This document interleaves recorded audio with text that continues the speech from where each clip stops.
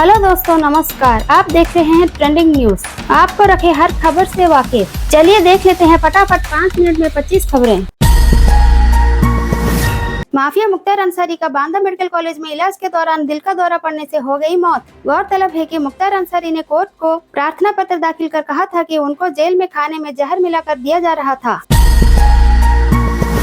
केजरीवाल ने ईडी की हिरासत में रहते हुए तीसरा आदेश किया जारी। प्राइवेट स्कूलों के लिए आदेश जारी करते हुए कहा कि प्राइवेट स्कूलों को फीस बढ़ाने से पहले सरकार से लेनी होगी अनुमति। दिल्ली हाईकोर्ट ने ईडी द्वारा शराब नीति घोटाले केस में गिरफ्तार किए गए आप नेता व दिल्ली के मुख्यमंत्री अरविंद केजरीवाल को सीएम पद से हटाने की मांग वाली जनहित याचिका को किया खारिज। शराब नीति मामले में गिरफ्तार दिल्ली के मुख्यमंत्री अरविंद केजरीवाल को कोर्ट से नहीं मिली राहत। अब 1 अप्रैल तक ईडी के हिरासत में रहेंगे केजरीवाल। केजरीवाल को सीएम पद से हटाने वाली याचिका कोर्ट से खारिज हो जाने के बाद आपने कहा कि तानाशाह कान खोलकर सुन लो। अब कोर्ट ने भी कह दिया है कि दिल्ली की सरकार जेल से चलेगी। ईडी द्वारा गिरफ्तार किए गए दिल्ली के मुख्यमंत्री अरविंद केजरीवाल ने कोर्ट में कहा है कि अरविंदो फार्मा के निर्देशक शरद रेड्डी ने जेल से रिहा होने के बाद बीजेपी को दिए 55 करोड़ रुपए का चंदा। उन्होंने और कहा कि ईडी के पास 2 मकसद है, पहला आम आदमी पार्टी को खत्म करना और दूसरा उगा ही रहकर चलाना। केंद्र द्वारा मनरेगा श्रमिकों की मजदूरी दरों में बढ़ोतरी किए जाने पर राहुल गांधी ने तंज कसते हुए कहा कि श्रमिकों को बधाई, पीएम ने आपका मेहनताना 7 रुपए बढ़ा दिया है। लोकसभा चुनाव 2024 से पहले बिहार में चिराग पासवान की पार्टी एलजेपी आर के राष्ट्रीय उपाध्यक्ष व पूर्व सांसद अरुण कुमार ने जहानाबाद लोकसभा सीट से टिकट न मिलने पर छोड़ दी है पार्टी। रामपुर लोकसभा सीट से सपा के 2 प्रत्याशियों के नामांकन की खबरों पर रामपुर जिला इकाई के प्रमुख वीरेंद्र गोयल ने कहा है कि रामपुर से मुहिबुल्ला नदवी सपा के उम्मीदवार हैं। असीम रजा निर्दलीय उम्मीदवार के तौर पर किया है नामांकन। कांग्रेस ने लोकसभा चुनाव के लिए 8वीं सूची में 14 उम्मीदवारों के नामों का किया ऐलान। शिवराज सिंह चौहान की उम्मीदवारी वाली विदिशा सीट पर प्रताप भानु शर्मा और केंद्रीय नागर विमानन मंत्री ज्योतिरादित्य सिंधिया की उम्मीदवारी वाली गुना सीट से राव यादवेंद्र सिंह को दिया टिकट। दिलीप घोष के ममता बनर्जी जहां जाती है खुद को वहां की बेटी कहती है, वह अपने पिता की पहचान करे। इस आपत्तिजनक टिप्पणी करने को लेकर टीएमसी ने दिलीप घोष के खिलाफ दर्ज कराई है एफआईआर और चुनाव आयोग से की शिकायत। इंडिया एम्प्लॉयमेंट रिपोर्ट 2024 के मुताबिक देश में कुल बेरोजगार लोगों में 83% युवा हैं। रिपोर्ट के मुताबिक 2022 में भारत के कुल बेरोजगार लोगों में 65.7% शिक्षित युवा थे।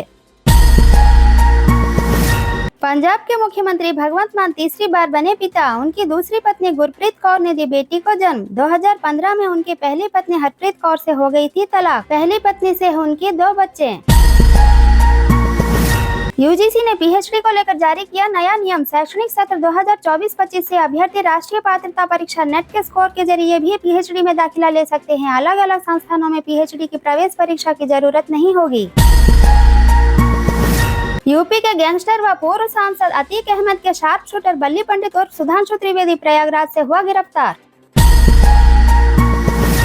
दिल्ली के मुख्यमंत्री अरविंद केजरीवाल की गिरफ्तारी पर अमेरिका द्वारा दिया गया बयान को लेकर उसके राजनयिक को भारत द्वारा तलब किए जाने के बाद अमेरिका ने फिर प्रतिक्रिया दी है। अमेरिका ने कहा कि हम निष्पक्ष और पारदर्शी कानूनी प्रक्रिया की उम्मीद करते हैं। इस पर किसी को कोई आपत्ति नहीं होनी चाहिए। उद्योगपति गौतम अडानी के परिवार ने अंबुजा सीमेंट में 6,661 करोड़ रुपए निवेश करने के बाद अंबुजा सीमेंट में अडानी परिवार की हिस्सेदारी 3.6% बढ़कर हुई 66.7%। आरबीआई द्वारा आरटीआई के तहत दी गई सूचना के हवाले से पता चला कि भारतीय बैंकों में पिछले 10 सालों में हुई 5.3 लाख करोड़ की धोखाधड़ी।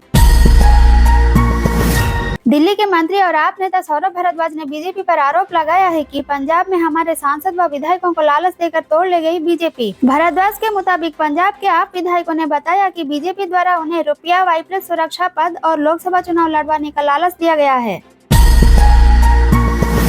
केंद्रीय मंत्री निर्मला सीतारमण के मेरे पास लोकसभा चुनाव लड़ने के लिए उस तरह का पैसा नहीं है बयान पर सीपीआई नेता वृंदा करात ने प्रतिक्रिया देते हुए कहा कि जब वित्त मंत्री निर्मला सीतारमण मैदान से भाग रही है तो स्पष्ट है कि 400+ नारा कितना खोखला है।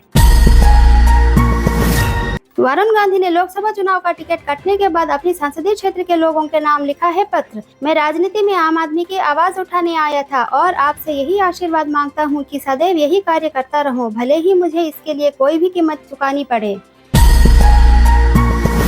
कंगना पर पोस्ट के बाद कांग्रेस ने अपनी प्रवक्ता सुप्रिया श्रीनेत को उनकी लोकसभा सीट महाराजगंज सीट से नहीं दिया टिकट, वीरेंद्र चौधरी को बनाया अपना उम्मीदवार।